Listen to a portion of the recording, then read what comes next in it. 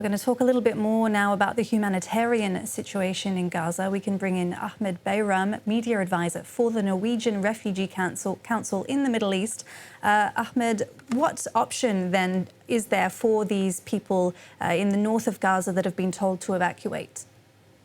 Not very too many options, to be honest. I mean, we have run out of options a long time ago since the, of course, offensive in Rafah. Now people have to be squeezed into tiny areas, tiny alleys and tiny camps that are so overcrowded that now people are sleeping in the open. People have, don't know where to head anymore. And my team on the ground tell us of new arrivals that they observe in areas like Deir el-Balah in the middle area where, people have fled from Khan Yunis. Don't forget, this is probably the second big evacuation order in a few days, targeting first in Khan Yunis 250,000 people there.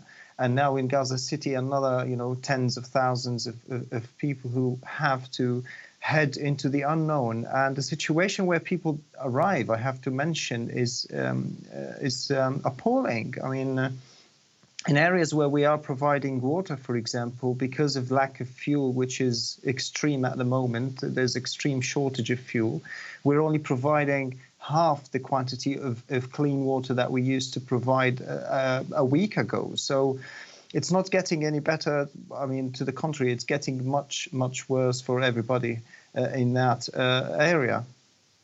And what are we seeing in terms of psychological trauma for these repeatedly displaced people? I can quote you one of my colleagues who told me someone said they don't even remember how they looked like before this conflict began. People have lost everything.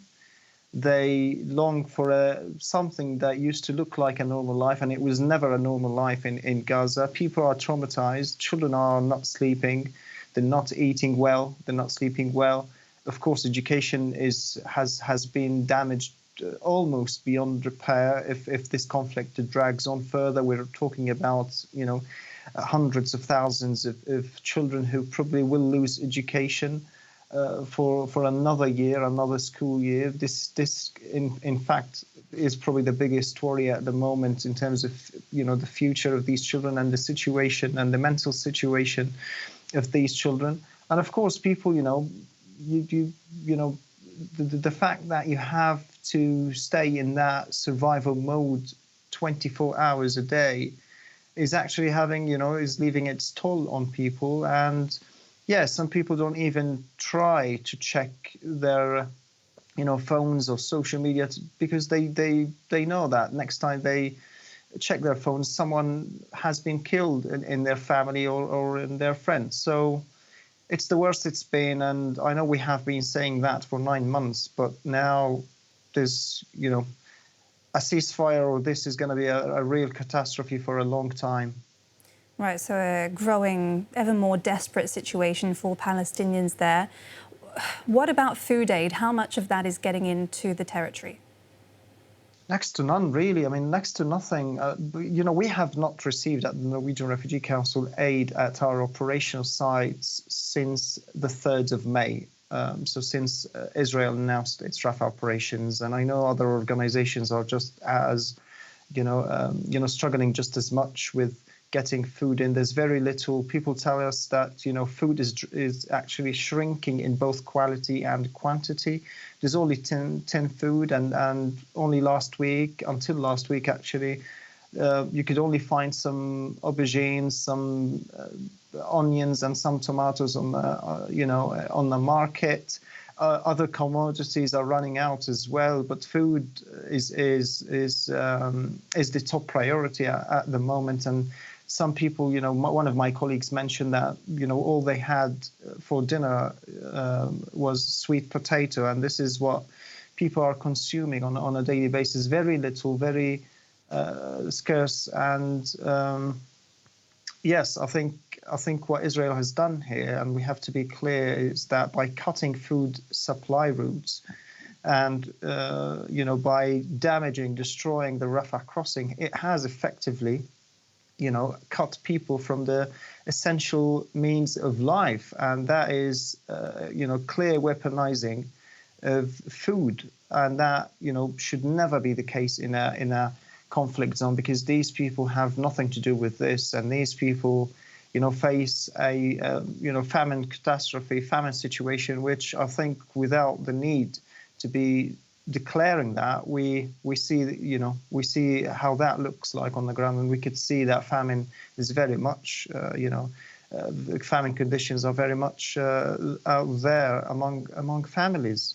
Right. Well, the UN says that there's a backlog of trucks on the Palestinian side waiting to be delivered, but lawlessness in the area and attacks on trucks are making it difficult to deliver this aid. Can you tell us a little bit more about these risks? The risks are of course twofold, or manifold really, but the two probably biggest risks is obviously on the Israeli side with aid routes not being secured, and at the same time the total breakdown of law and order on the way, and we have seen criminal elements on the way. Of course, there's a state of desperation, and of course we have seen examples of trucks being attacked and aid being taken. But again, what needs to happen is for Israel to provide those guarantees for aid workers to be able to move along these aid routes so that they can get to where they need to go. And of course, we have been saying this since the beginning: without securing aid routes, without allowing aid workers to operate safely, securely, like we have been almost across all other conflict instances and contexts that we have worked on, it can't work. And we have warned. I mean, now, if you think of the long distance that a truck has to travel from point A at the crossing to probably 10 miles or more, 20 miles into these sites, that's a long journey, and that is never going to be safe with hostilities still very much raging. So as it stands with the situation now, how do you then coordinate with the Israeli military to avoid harm to aid workers, not just from people there on the ground, but from the Israelis, as we saw with that strike on the World Central Kitchen workers? I mean, first of all, we have been calling, and the aid community at large has been repeatedly calling on Israel to spare aid workers these attacks, to make sure that the routes are secure, not just in words, but on the ground as well in reality. The other thing is that Israel knows where these aid workers are, and of course there's clear there's constant coordination with the UN, so they know exactly where these aid workers and these aid convoys are heading and which routes they are taking. Not that there are many options anyways. But again, I mean, you're conducting hostilities in the midst of probably the most condensed civilian population anywhere on Earth, really, and you're pushing people around these areas. And when Israel attacked the Rafah crossing, it knew that what the consequences were going to be, and that is what we are living at the moment. Our teams on the ground have been displaced along with Gaza families. They have been cut off from their aid routes, and of course, the price of a tent now probably equals the price of, I don't know, a land somewhere. So, yeah, I mean, that has actually, what we're saying here is that this conflict has actually been used to undermine any opportunity for these people to get aid sufficiently, constantly, as it is, under the obviously the text of the law, and that's all. Of course, a big part of it is Israel's responsibility as occupying power. Now we need a ceasefire. Again, we say that we need a ceasefire for the sake of the people, for the sake of the hostages. None of this is helping either of them, and we hope that the next round of of negotiations is going to lead to something, even though I can tell you my colleagues and people on the ground are not holding their breath, and they are exhausted of expectations and hopes. But we can only hope, and we can only hope that the ceasefire is going to work. Right. So can you, just briefly to finish, can you give us a sense of the situation for healthcare and hospitals? You mentioned a critical shortage of fuel. What about medical supplies as well?